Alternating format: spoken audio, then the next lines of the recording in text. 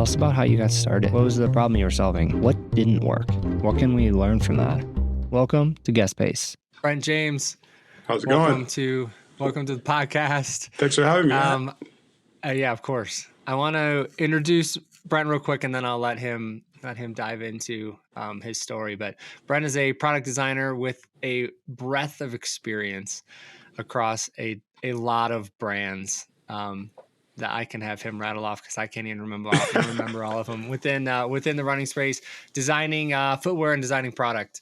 And he states his goal beyond product design as to be the Rick Rubin of sportswear, which I love. I've read his book. I'm workshopping it times. It's a new idea. There's something there, though. There's something there. Thank you. So, Brent, yeah, welcome. How would you introduce yourself versus my hack job at it? Yeah, I mean, you did a great job. I appreciate it, Matt. Yeah, I'm a product guy. So, grew up as an athlete, long jumper, soccer player. Wanted to be an architect since I was a little kid, and then decided that was a little bit too stale for me. So, went back to school for design and fell in love with shoes. So that's kind of what brought me into sportswear generally, and kind of broadened from there. Amazing. Let's you have such a breadth of experience, and I talked to John Meadows from Salomon most recently, and John has this super deep experience at one brand, right? He's been at Hoka from 2014 through 2024, and this whole wild journey. And you have a no more or less valuable experience of being at several brands and seeing a lot of different perspectives within running. Can you give us the quick rundown, and then maybe we'll dive into some that stand out for you? Yeah, for sure.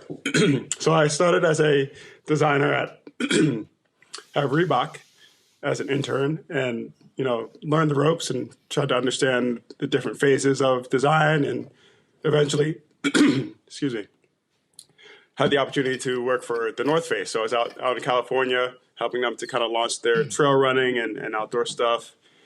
Jumped from North Face over to Under Armour as a designer, totally different culture, more on the team sports side of things, working on some running. And that's where I discovered that I really love to zoom in and zoom out from products. So as a designer, you're really zoomed into the product, all the details, how it looks and feels and functions. And I really love the idea of zooming out and understanding how that works with all the other products in the range. So that's when I, pivoted and joined the product management side of the business. So more thinking about strategy and product line management and how all these products work in harmony. So I haven't looked back from that moment. Had the chance to hop over to Salomon, so lived over in the Alps in Annecy, France for about 3 years, which was amazing. We can get into that. Also very, very challenging, but amazing.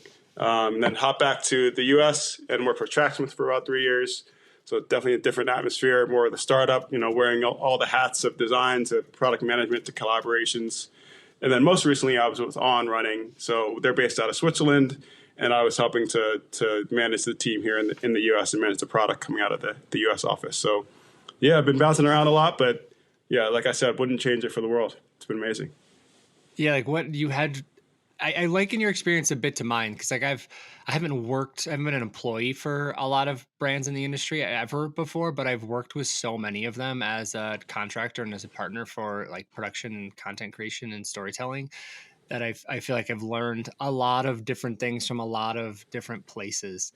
And I really like that experience. So and I think we kind of bonded over that sort of experience, just as friends chatting at TRE and for sure hanging out there and stuff. But for sure. Yeah, I totally understand where you're coming from. Yeah. And I think each brand has its own language almost, right? Its own personality. Mm-hmm. So, seeing the world and the industry from these different angles, I think has given me a better perspective generally, which is fun. Yeah.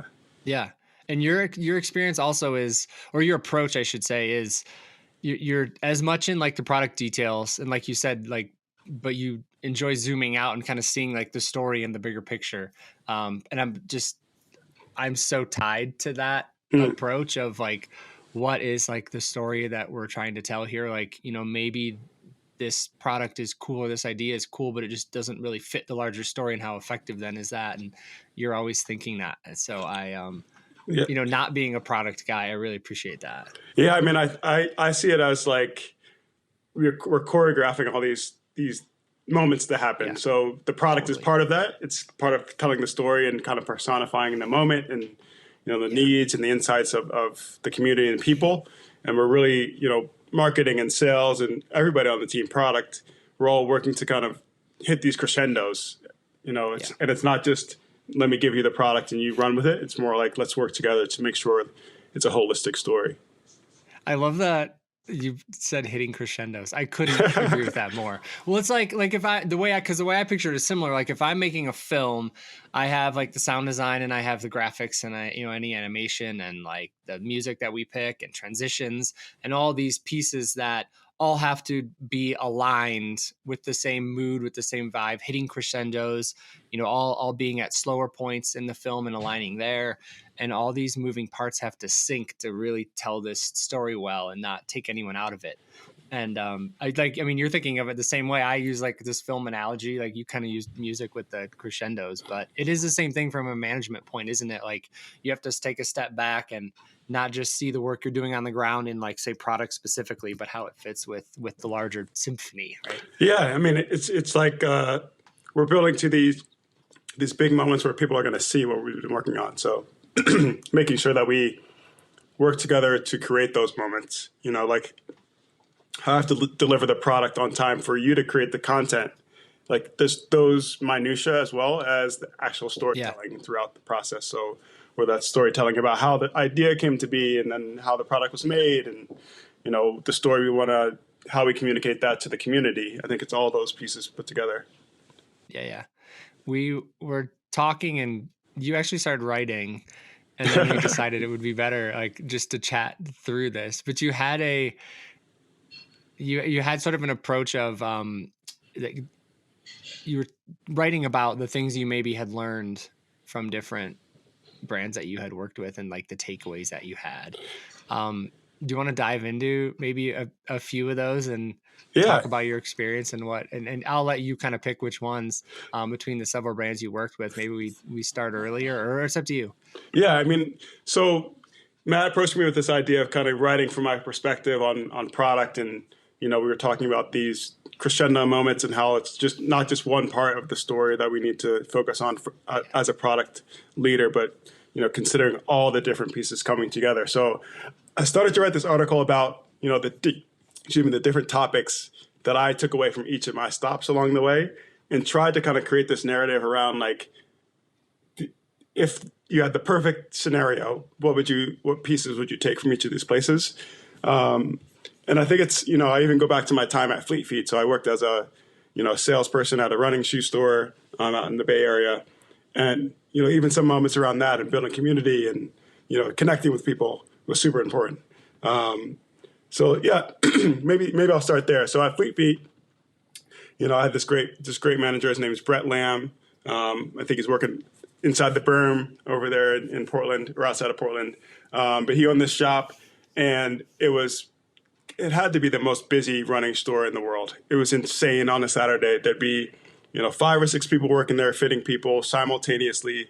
There'd be people waiting an hour to get their shoes fit. We'd be setting up fitting stations out in the backyard if it was nice outside. And it was just mobbed the entire day, from like 10 a.m. opening. It probably was 9. I was always late. From the 9 a.m. opening to like when we closed at 6 or 7, the sun's going down. It was slammed. And I think the reason for that wasn't just that we were, giving them a good service, giving them the right shoes and all of that. It was that we were, a lot of us were runners ourselves or athletes, and we could talk to people about their experience and really, somebody might have had an injury or they're training for a race. And we really got into it with them in terms of understanding their experience, but also how we could either coach them through it or, at least empathize with what they're going through. And I think that's why people told their friends, they're like, you got to go to this shop. They're the best. Yeah. And it's just moments like that where it goes beyond the service or the thing you're delivering to like bring this experience to people that is unique and different. So that's an example of, how I think about places I've been and what, how can I recreate that or reimagine that when I'm building a product at a different company, and maybe trying to connect with the community there. Yeah, great. Yeah.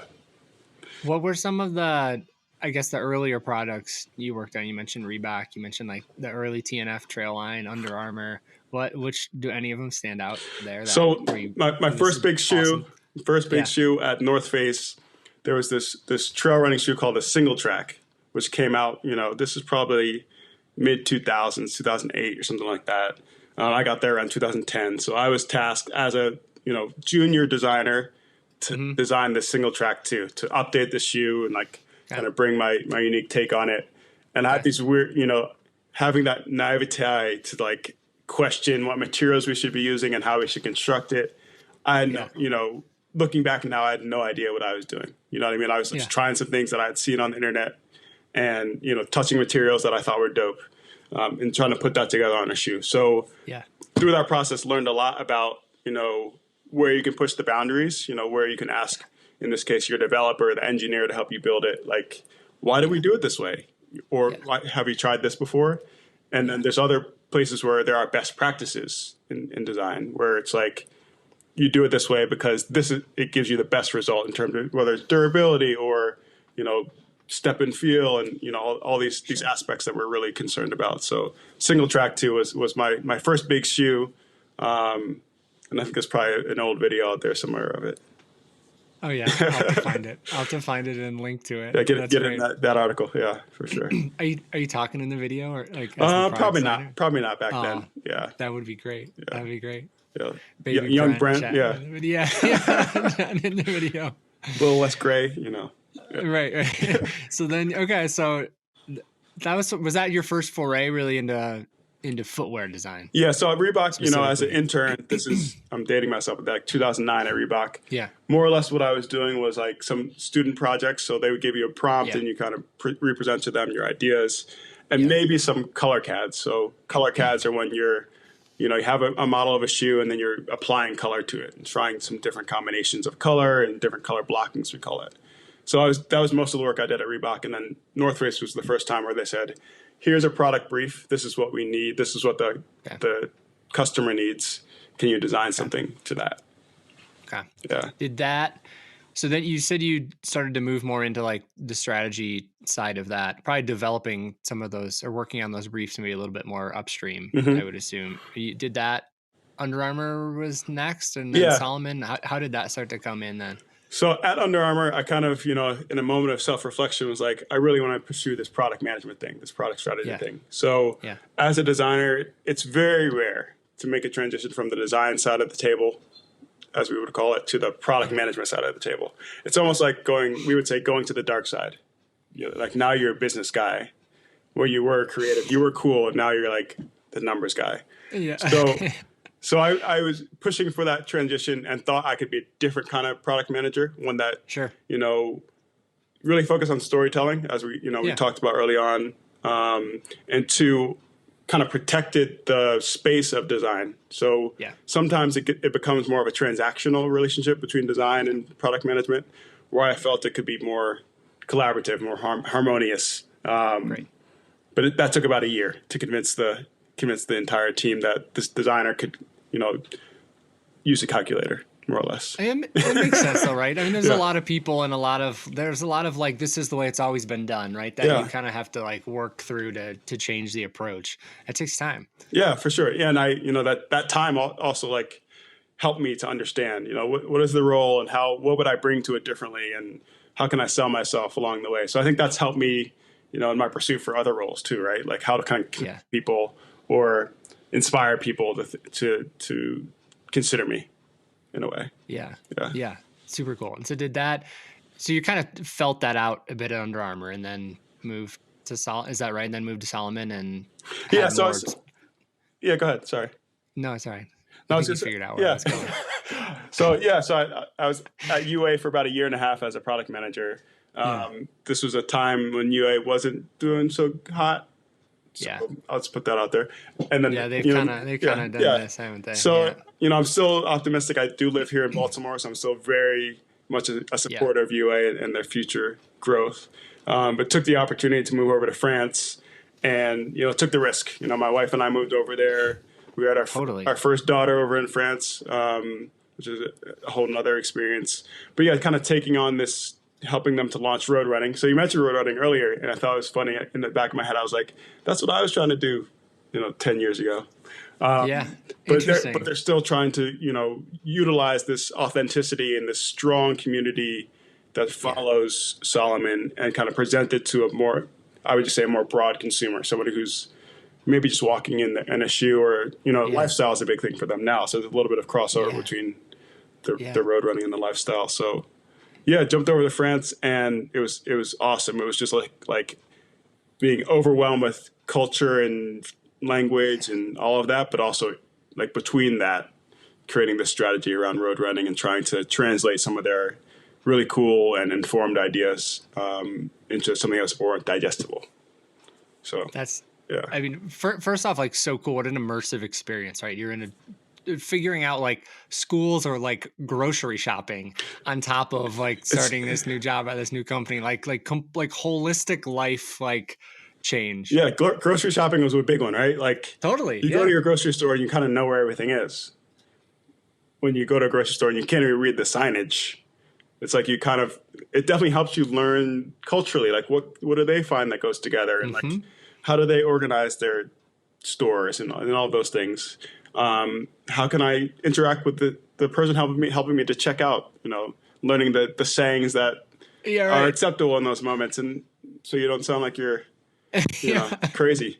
But yeah, it was all that, just the day-to-day, like routine. And then also, building this business and trying to figure out ways to leverage their resources to make a bigger business. So that was what year then that you moved over there? So we arrived in like 2018. And then obviously we're there during the pandemic. So that was a big life-changing moment for everybody, I think. In France, they were super strict, guys with machine guns outside. You couldn't go outside your house. And it was a time for sure. Wow.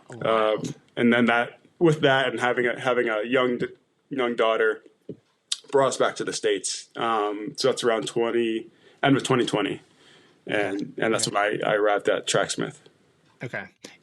I want to hit on Solomon a bit more, because you talked about how you were working on road running in 2018, and now you're kind of seeing them, maybe getting a bit more traction. I think having some products that are starting to stand out a bit more in the market than maybe tell me your perspective on the road running effort from Solomon, even going back then. Yeah. I mean, I think the biggest struggle that they were having at that time was balancing, this really sharp technical expertise that they had on trail, or they have on trail still, right? Right.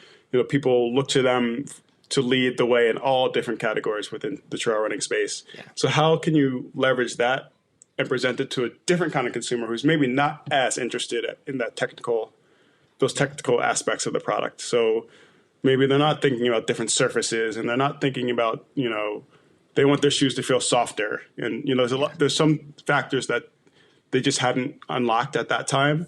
So I think two projects kind of personify that. One was the Phantasm. So I was part of the team that birthed that franchise around this kind of lighter, faster, and connecting this to S-Lab was one of the unlocks, I think. So they had done it in a small way previously, but I think now you've seen the S-Lab essence come to the road and really find place.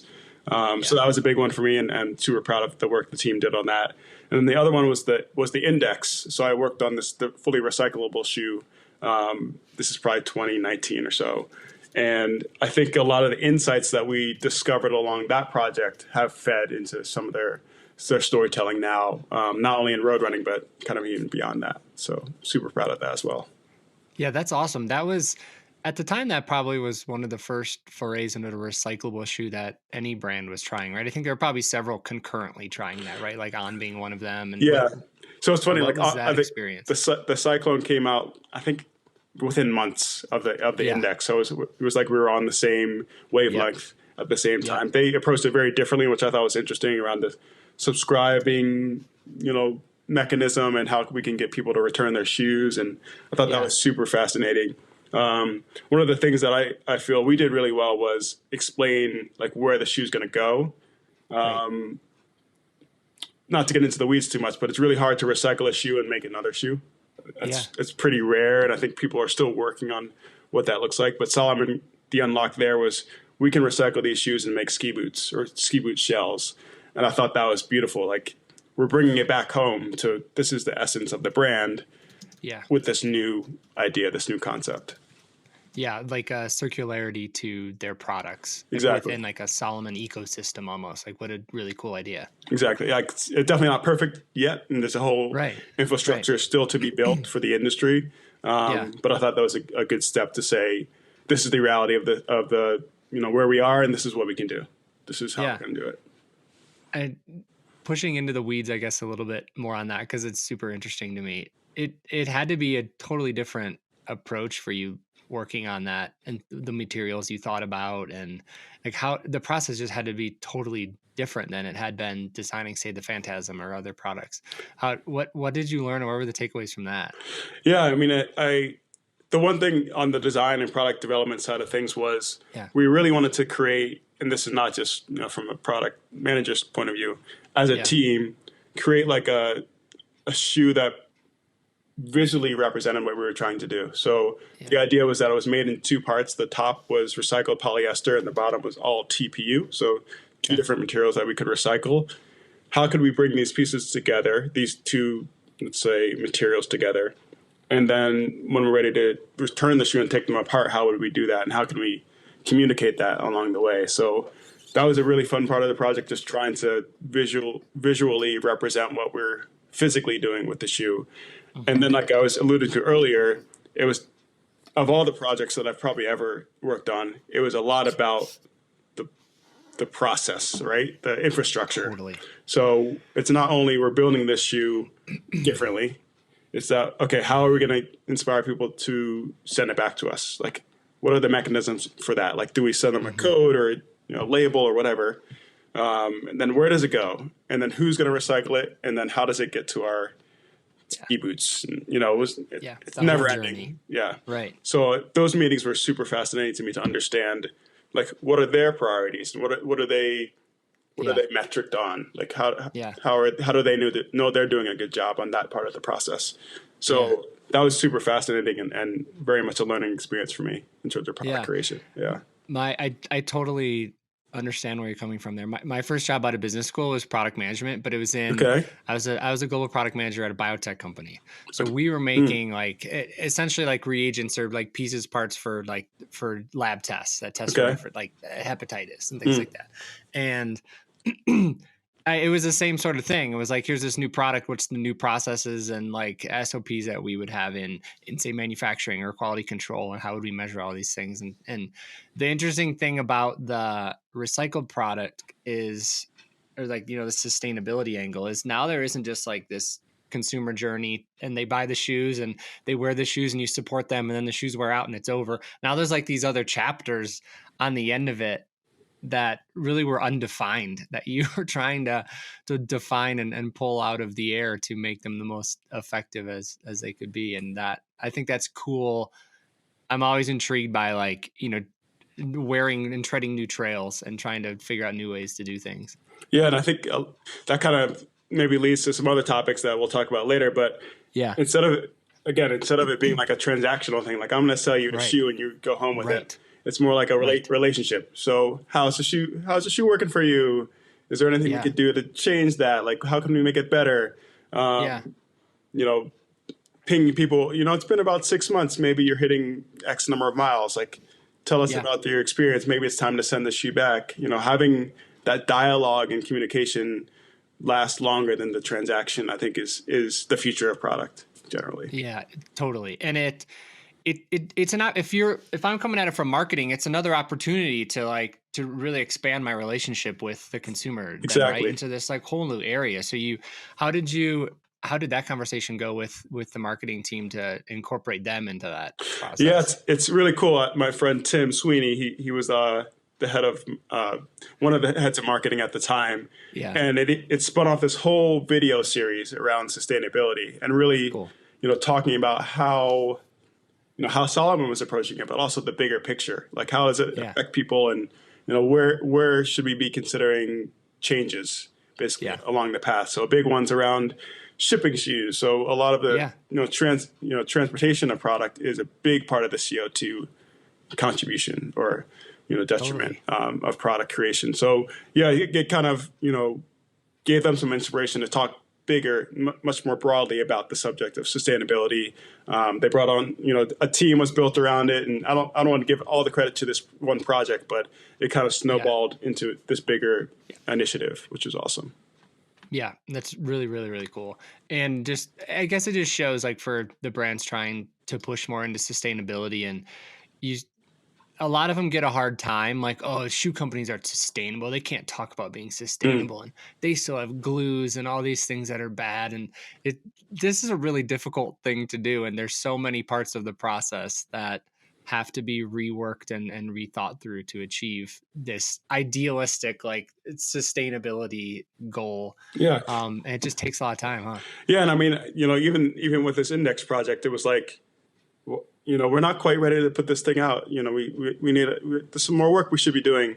And, my point of view, and I think the point of view of many of us was like, we have to start taking steps, right? We have to start making progress, whether it's, 1% or 20% toward this end goal of, fully circular or, Right. environmentally conscious product.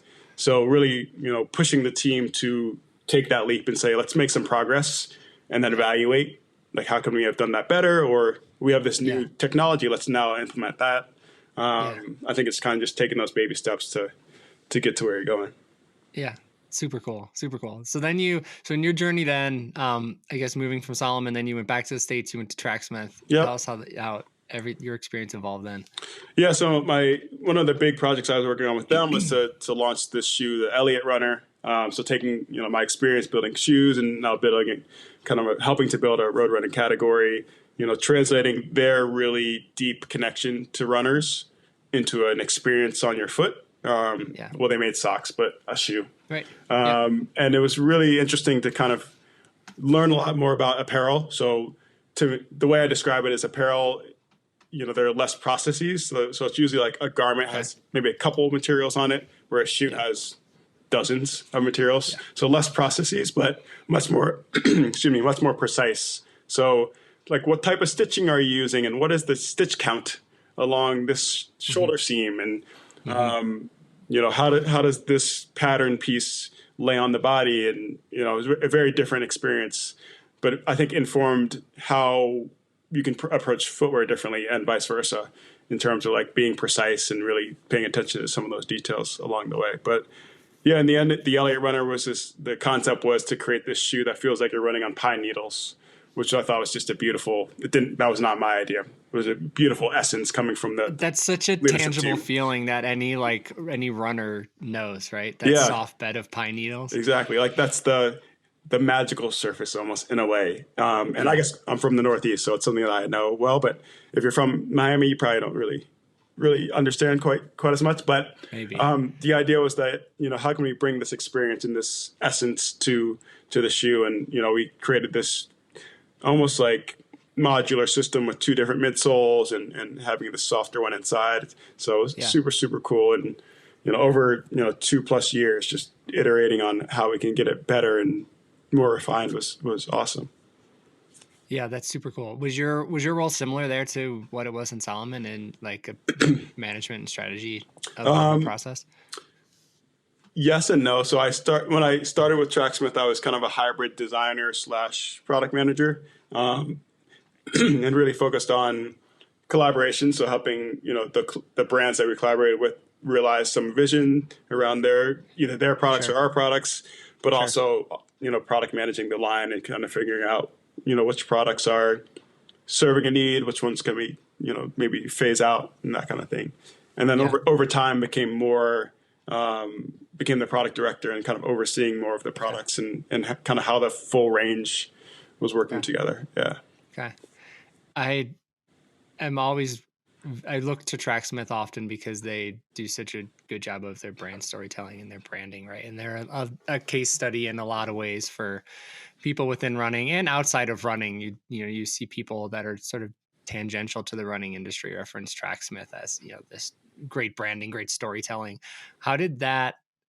was your experience there different than it was at other places because of that strong, like outward creative and aesthetic approach that the brand has? Did that factor into product as well? Yeah. So the way I describe product being built at Tracksmith was, it was less about building like a product range and more about really focusing on these specific contexts. So the easiest one to describe is, in the fall, the traditional running season is cross country. There's kind of this feeling of cross country, and especially in New England, the weather's changing and the fog there's is, a smell to it almost, the fog is right, rising outside. from the grass. Right. And building product into that context was how we considered it. So it started with this story that you were creating products to fit within. Exactly. And I think part of that is that the founders are coming more from the marketing side. So I think they're seeing the end game earlier in the process than, my typical experience on the product side. Love that. So they're delivering these moments in this context at the beginning of the season. And we're saying, what products do we have that might fit that context already? And then what can we sprinkle on top to make it special, to make it unique to this season or to this year? So I really, that's what I take away from Tracksmith, that, obsession with context, the story. We can have this product range that, is super broad, but how can we curate it to present it in specific contexts? So, I brought that idea to some of my work at On. So most recently, we were working on training products. So shoes, more or less, you go to the gym, maybe you're taking a class or something like that. But how can we build, in this case, shoes that are specific to a certain context, like a certain class almost? And, that shoe is not only used for that class. Like that's not the only, it's more versatile than that. But that might personify it and kind of bring it to people's attention through that one's more sharp lens. I love that. I love that. That's so cool to hear that was the way it works at Tracksmith, because from the outside, it seems like it's that way. And that's just really inspiring. I think you see like Satisfied. I think you see some other brands that get a lot of conversation, are a lot in the zeitgeist now that approach it that way. It's sort of like, Brees at Satisfied, I heard him on a lot of podcasts talking about how they, the concert is the story, and they're just like making merch like for the concert, and like it always all starts with stories. So, that's of course a lot where I come from. Yeah, he's also a super interesting guy. He collaborated with Solomon when I was there. I think it was kind of like I said, hybrid of that road running lifestyle. Aura or environment. But super interesting, kind of almost coming from a fashion angle of how the fashion houses might approach running, which I thought was super fascinating, super cool. Yeah, I agree. Really, really cool to bring these ideas from other areas over into running and adapt them and make something that's different, or through a different lens, right? With a different approach. Yeah. You could see it in the product. You could see it in their, absolutely, the campaigns and all of that, and then you create something distinct, and then it kind of stands out, and that just gives you such an advantage. Just sort of like a shoe on the wall that has a much different design to it, sort of, makes people notice it and ask questions about it. Like if your brand sort of has that same approach, I think it is usually always a good thing. Yeah, it sparks curiosity. Like what are they talking about? Like what is that thing? Like I want to learn more about it. Yeah, it stands out from the noise. That's the hook. Yeah. So now you're at On. What was your role at On then? Yeah, so On, when I came onto the team, the goal was to build a product team based in the U.S. And part of that was because a big portion of their business is coming from U.S. customers, consumers. Yeah. And being in Zurich, you're a little bit disconnected in many different ways from the U.S. consumer. So the idea was that we would help to dig up the insights and connect with communities here. Great. And build product based on some of those insights and feed that to the global range. Great. So you're in Portland? So I was based in Portland. That mission did pivot a little bit. I was more, like I mentioned earlier, focused on training. So focused on shoes that you wear in the gym. And part of that is because the U.S. is the biggest market for that. And On was trying to build, put their product through that filter. In training. So they had a bunch of cool initiatives while I was there, what's her name?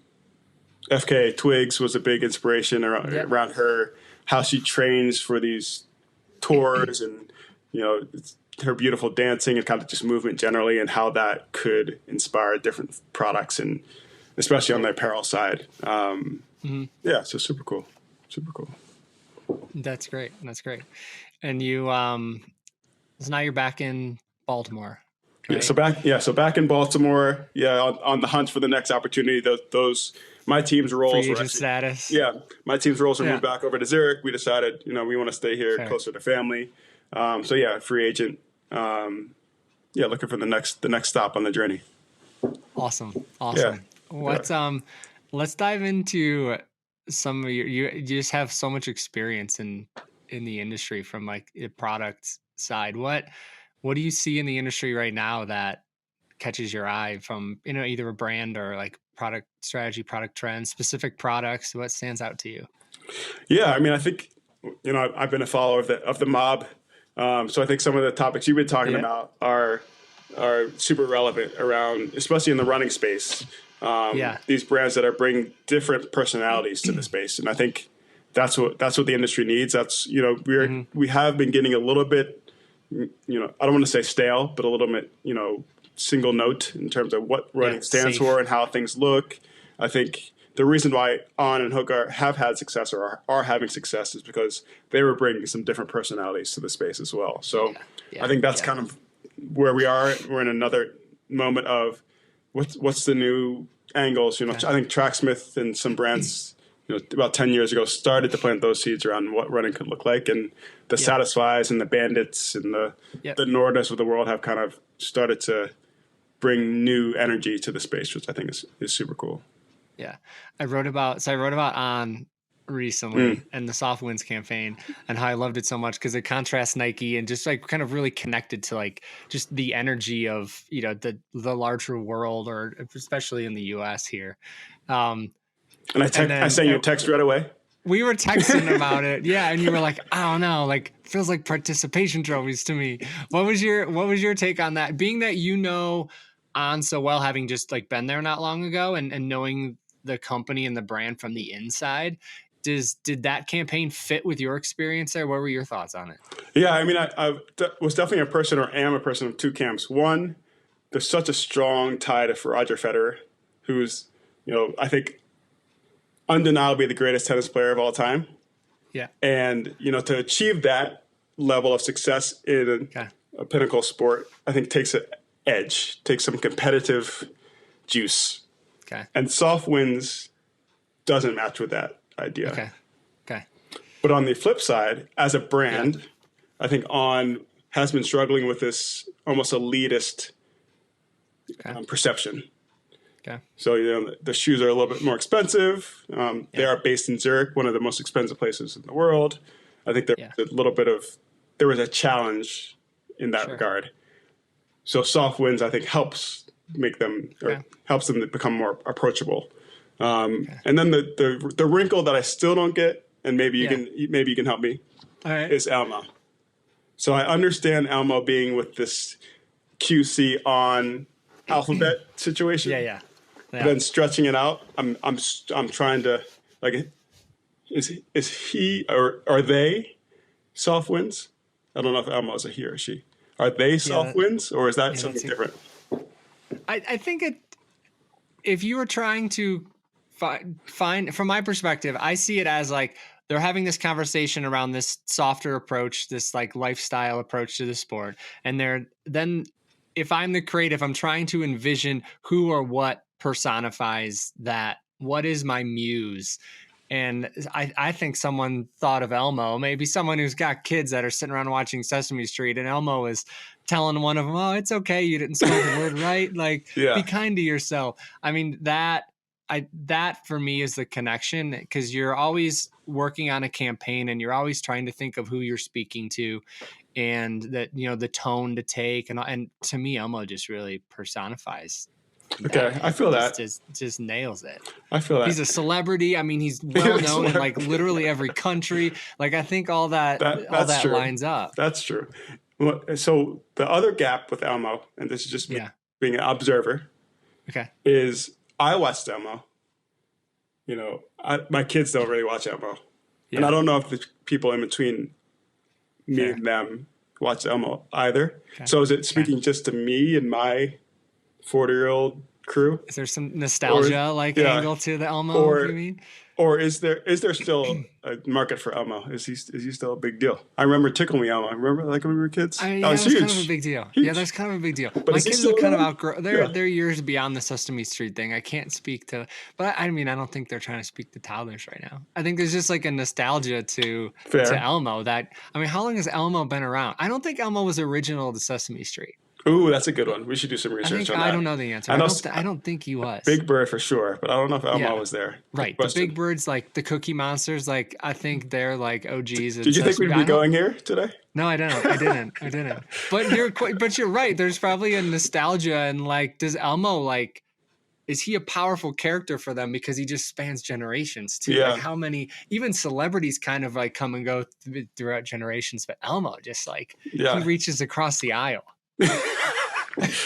Okay, let's not go there. Let's not go there today. I'm not going there.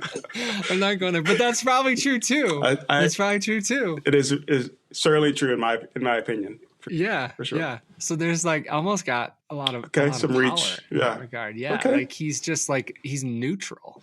You're selling me. Okay. You're selling me on it. I'm just riffing here, but I think because I really liked all of it. But you make a good point. Like it's hard for a brand to balance this sort of like cutthroat competitive, basically Nike's angle, right? This like win at all costs, because that helps to drive the innovation conversation, like the high performance athlete conversation, but it doesn't always resonate with your casual runner who probably makes up, right, like an 80-20 rule of your customers. So like you have to sort of talk out of both sides of your mouth, like authentically somehow is kind of the game, isn't it? And this helps them to do that. But I just had another thought. So Roger's retired, so maybe there's a different side of Roger. Like maybe that he was a Nike guy, like he was, doing that thing. Mm-hmm. And now maybe soft winds are more his speed. Yeah. Yeah. So okay, I didn't. When you mentioned that kind of the Nike side of the things, maybe there's something to that stage or that phase. Yeah. I also want to see, and you can speak to this too because you put this in my mind. Like, what's next? How do you follow that up? Right? Mm-hmm. Because if soft winds is a different angle for them, that contrasts with this, like, Zurich, like Swiss, like maybe upper class feel to it, is if it's one campaign, like boom, done. Like I think in hindsight, then that comes across really inauthentic. But if they find ways to keep that message going and associated with the brand, then maybe that is powerful brand building going forward. What do you think about how they follow it up? What are your thoughts? Yeah, I mean, that's one of my original thoughts was like, okay, now everybody has a trophy. Now what? Like, and you came back to say it's less about trophies and accomplishments. It's more about this lifestyle, and now we're we're giving ourselves grace to live a different lifestyle, and the small wins are all we need. So I get that, but I still think I'm a little bit. It's open ended, which I think is a good thing.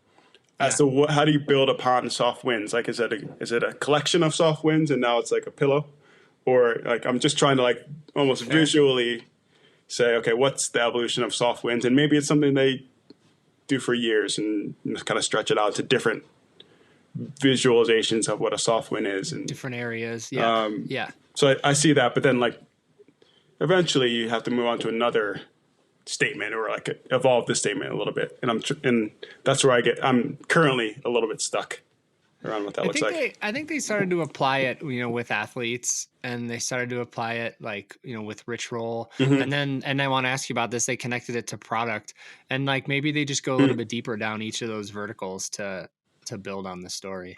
Yeah.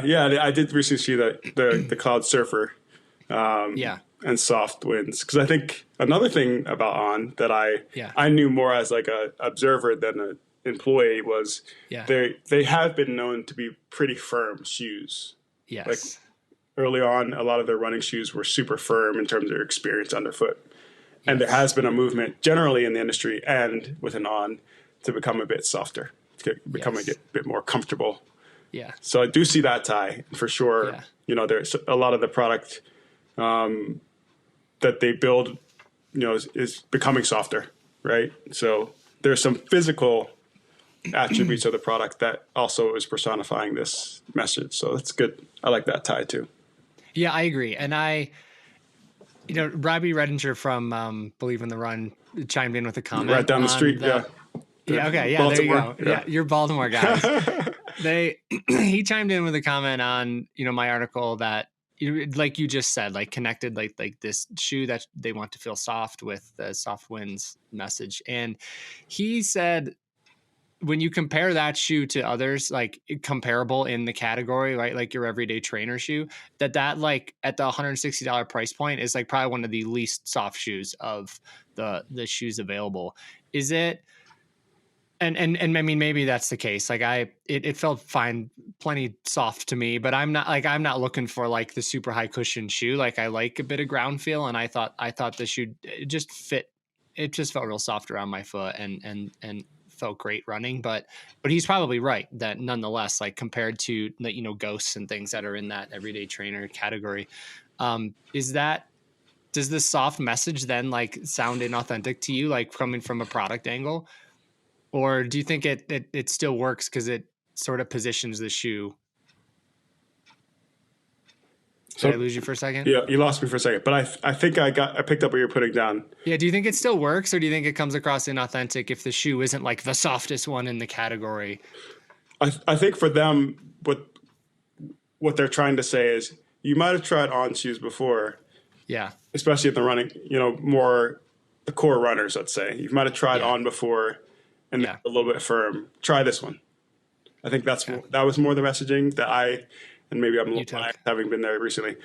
Sure. The messaging that I took from it, but Robbie is also super, accurate. He's probably tried more shoes than anybody. He knows in the world, his stuff, right? right? Yep. So he's also accurate in saying if you put this head to head against like a Hoka or one of the higher stacked New Balances or whatever, it's probably not going to feel that soft.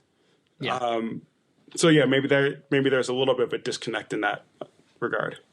Yeah. But it creates some positioning maybe for them going forward. I mean, maybe they follow that. Maybe they follow this up with something that's wildly soft, right?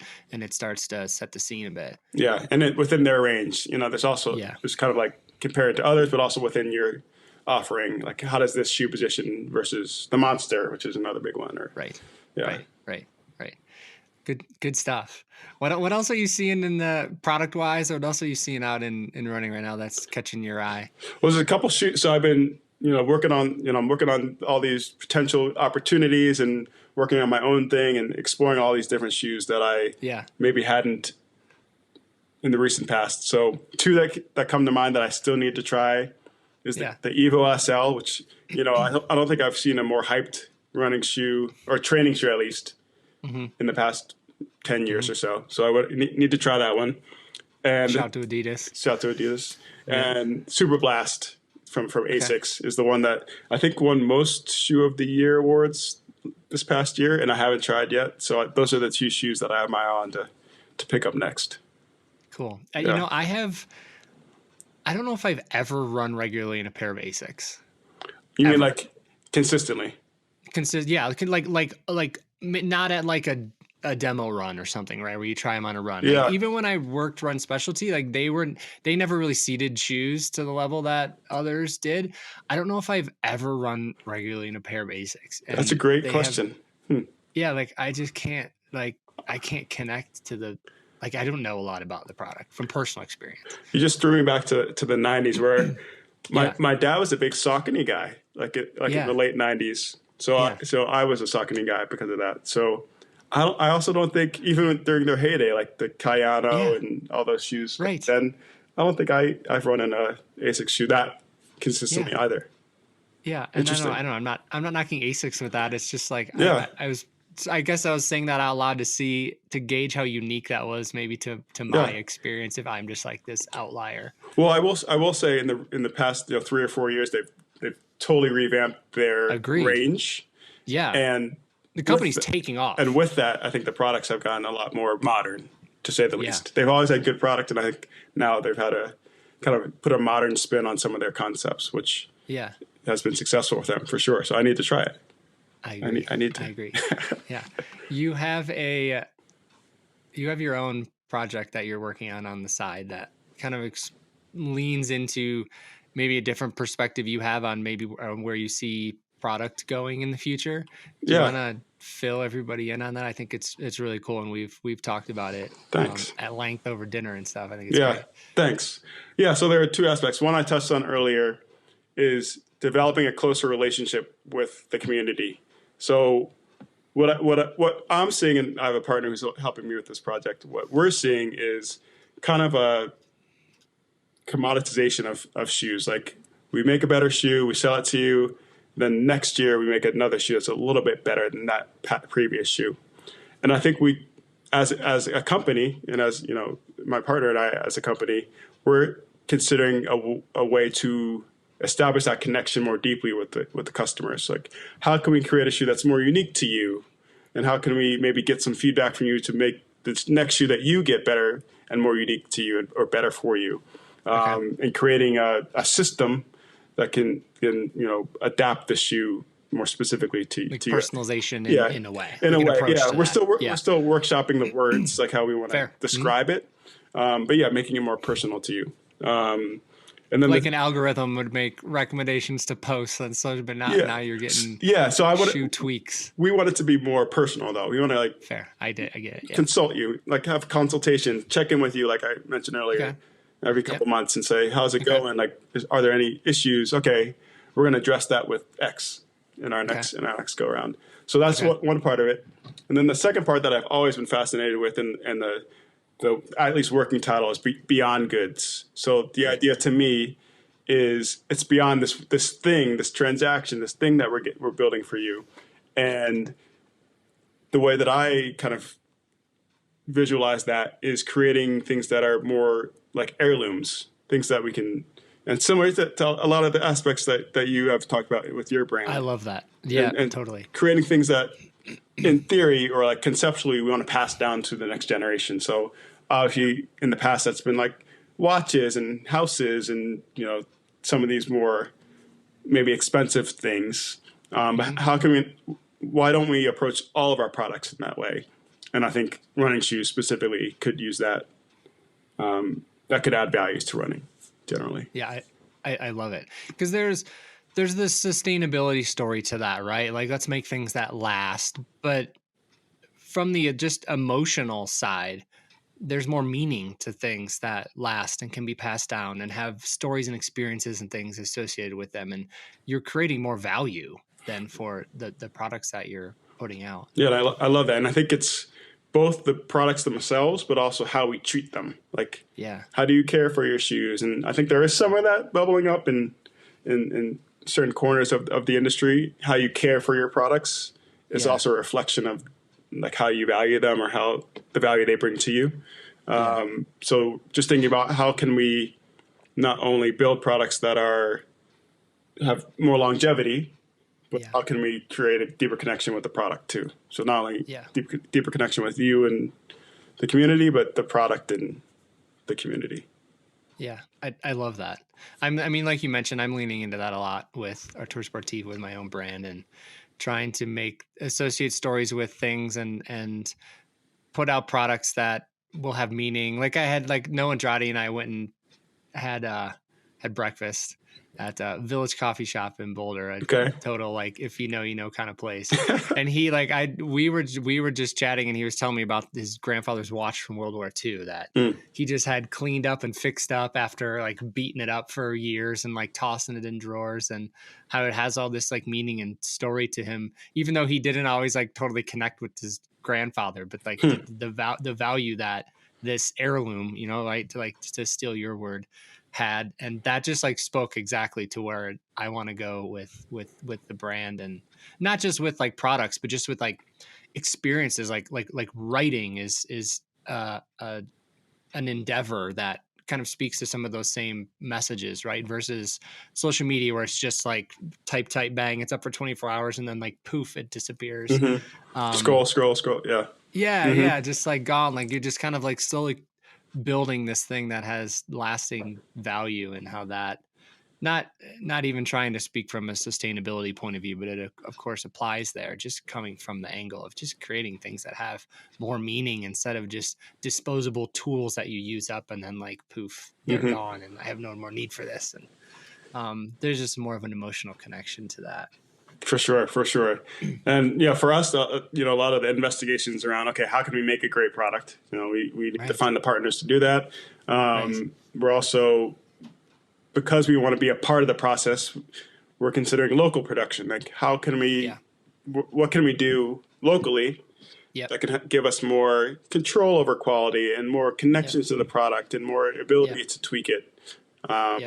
So going down the rabbit hole and going down many different rabbit holes to try to figure out how can we bring this conceptual vision to life. And, I think you've done a great job in, starting to build from one or two things and kind of creating space with it slowly. Right. Yeah. And I heard some more stuff's coming. So looking to people like you for inspiration and trying to figure out how we can kind of build the story in an authentic way, for sure. I love it. So right now you've got that going as your side project, but you're job hunting. Free agent. Yeah. Many of us, even the most experienced, talented people end up having to do at times. What, I don't know, any beta you got, you got for people on that? Yeah. So I mean, having hopped around a bunch, I have a lot of experience with the interview process and, trying to figure out your way in. And the two things at least that I can provide is one, when you see a job posting, before you hit apply, network your way in. So, we used to have the Rolodex, now we have LinkedIn, we have whatever. So I'm sure you can find at least a secondary connection of yours that either works there or worked there, and try to get the conversation going in the meantime while you're, developing that application. So maybe you learn a bit more about what they're looking for, or maybe you learn who the hiring manager is, and then you can, cater your storytelling to that perspective, or, where they might be focused. So that's one. And then persistency. Like, the on job took me 8+ months to land. I think I have shared my project online that, I built for that application. My current situation, I'm 5-6 months in, have a bunch of pots on the, what's the saying there? I have a bunch of stuff. Go ahead. Yeah, pots on the stove, lines in the water. There's a lot of analogies, right? Spinning plates.